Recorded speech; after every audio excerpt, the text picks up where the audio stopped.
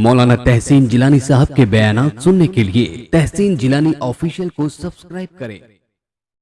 ہر مالک کے نصاب پر قربانی واجب ہے، عاقل ہو، بالغ ہو، مسلمان ہو، قربانی کروائے گا، اللہ کی بارگاہ میں اس کی قربانی قبول ہوگی۔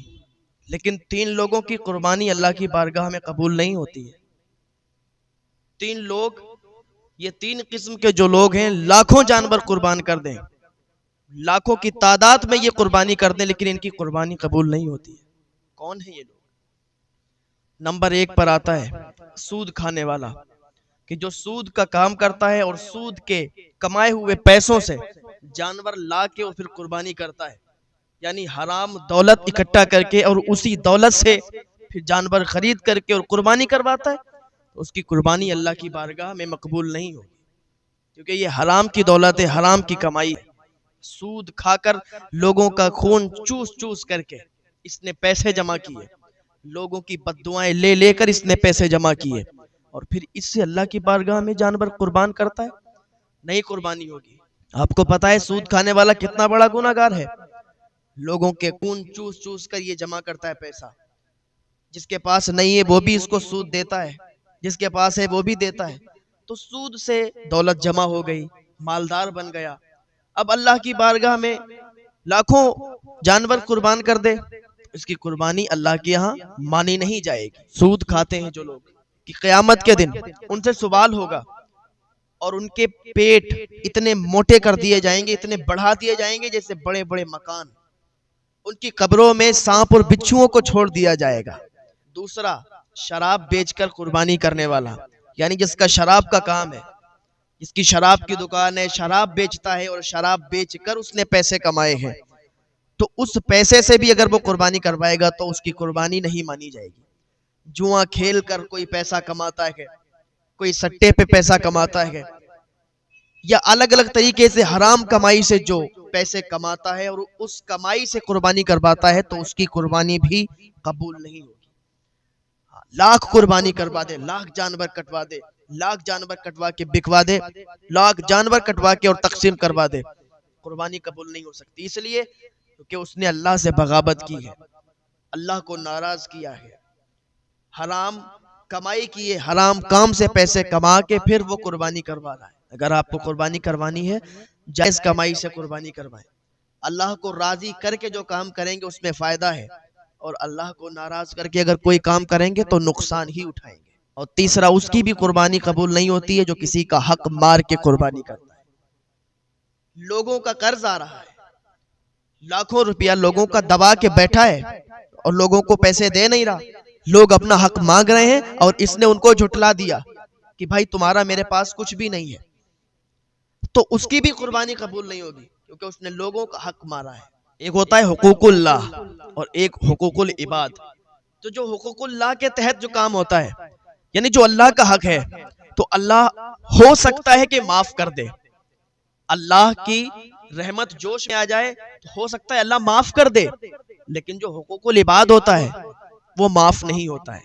اگر آپ نے کسی کے پیسے لیے ہیں اور اس کو پیسے واپس نہیں کیے، اس نے مانگے، آپ نے اس کو جھٹلا دیا، یا آپ نے کہا ہم نہیں دیں گے، یا آپ نے کہہ دیا کہ ہم نے آپ سے نہیں لیے تھے، تو آپ نے اس کا حق مارا، اور حق مار کر کے اگر آپ قربانی کرتے ہیں، لاکھوں جانور قربان کرتے ہیں، آپ کی قربانی اللہ کے یہاں قبول نہیں ہوگی۔ تو ان باتوں کو ذرا خیال میں رکھیں، اور قربانی کریں تو پاک اور صاف کمائی سے، جو نیکی سے کمائی ہوئی کمائی ہے، جو جائز کمائی ہے، اس سے قربانی کریں گے تو پھر آپ کی دنیا بھی سنور جائے گی اور آخرت بھی سنور جائے گی، اور آپ کا جو نیک جائز پیسہ قربانی میں لگے گا وہ قربانی اللہ کے یہاں قبول ہوگی۔ اگر کسی نے ایک جانور خریدا ہے اور اس میں 7 حصے لیے ہیں، 7 حصے ڈالے ہیں، 7 پتی ڈالی ہیں، تو اگر کسی ایک کا بھی ایمان ڈگمگایا، یعنی کسی ایک نے بھی سوچا کہ مجھے اتنا گوشت مل جائے، یا کسی ایک نے بھی سوچا کہ مجھے کلیجی مل جائے، مجھے یہ چیز مل جائے، مجھے پائے مل جائیں، تو پھر کسی کی بھی قربانی قبول نہیں ہوگی، 6 لوگوں کی بھی قربانی قبول نہیں ہوگی۔ اگر ایک کا بھی ایمان ڈگمگا گیا، ایک کی بھی نیت خراب ہو گئی کہ مجھے یہ چیز مل جائے، تو پھر 7 کی قربانی رد ہو جائے گی، 7 کی قربانی قبول نہیں ہوگی۔ تو قربانی کرنے سے پہلے ہی جو حصہ ڈالتے ہیں، پتی ڈالتے ہیں، تو ایک جانور میں جب 7 لوگ حصہ لیتے ہیں تو 7 آپس میں ڈیسائیڈ کر لیں کہ جو بھی اس میں تقسیم ہوگا، جو بھی بانٹا جائے گا برابر برابر کر دیا جائے گا. کوئی بھی اپنی نیت خراب نہ کرے کہ مجھے وہ چاہیے مجھے وہ چاہیے، اس سے قربانی قبول نہیں ہوگی. ایک بات یاد رکھیں، ہاں جب پتی ڈالا کریں، حصہ ڈالا کریں، تو یہ بات ذرا خیال میں رکھا کریں کہ اپنی نیت کو سنبھالے رہنا، ورنہ قربانی قبول نہیں ہوگی. سر یہ دیکھ گیا کہ جب قربانی کا ٹائم آتا ہے تو پھر اگر 7 لوگوں نے پتی ڈالی ہے تو ایک تو اس میں یہ بھی کہتے ہیں کہ بھائی مجھے پائے دے دینا، دوسرا کہتا ہے نہیں بھائی مجھے کلیجی نکال دینا. ایسا کچھ بھی نہیں ہو سکتا. اگر ایسا کسی نے بھی کہہ دیا تو پھر قربانی قبول نہیں ہوگی. بہتر طریقہ یہ ہے کہ ساری چیزیں کاٹ پیٹ کے برابر کر کے سب میں ملا دیا جائے اور سب برابر برابر تقسیم کر دیا جائے. یہ بہتر طریقہ ہے. قربانی اس پر ہوگی جو مالک نصاب ہے. ایک گھر میں اگر 3 لوگ مالک نصاب ہیں تو تینوں پر قربانی جائز ہے. ایک گھر میں اگر 10 لوگ ہیں اور 10 بھی مالک نصاب ہیں تو 10 پر قربانی واجب ہے. وہ قربانی کرنا ہی پڑے گی، نہیں کریں گے تو گناہگار ہوں گے. بہت سے لوگ کیا کرتے ہیں، ہمارے گاؤں دیہات یا شہر میں بھی بہت سے لوگ یہ کہتے ہیں کہ اس سال ہم والد صاحب کے نام کروا دے رہے ہیں، یا اس سال ہم حضور صلی اللہ علیہ وسلم کے نام کروا دے رہے ہیں، اگلے سال اپنے نام کروائیں گے، یا اگلے سال امی کے نام کروائیں گے، کسی کے نام. تو ایک بات یاد رکھیں، قربانی کے دنوں میں جب قربانی کا ٹائم آتا ہے، قربانی کا یہ مہینہ آتا ہے، تو ایک بات یاد رکھیں کہ جو مالک کے نصاب ہے سب سے پہلے قربانی اس پر واجب ہے، وہ پہلے قربانی کروائے گا. ایسا نہیں ہو سکتا ہے کہ مالک کے نصاب میں ہوں اور میں چاہتا ہوں کہ میں اس بار حضور صلی اللہ علیہ وسلم کے نام سے کروا دوں اور اپنے نام سے پھر اگلی بار کروا دوں گا. ایسا نہیں ہے. اگر ایسا آپ نے کر دیا کہ آپ مالک کے نصاب ہیں اور قربانی کسی اور کے نام کر رہے ہیں تو آپ گناہگار ہوں گے.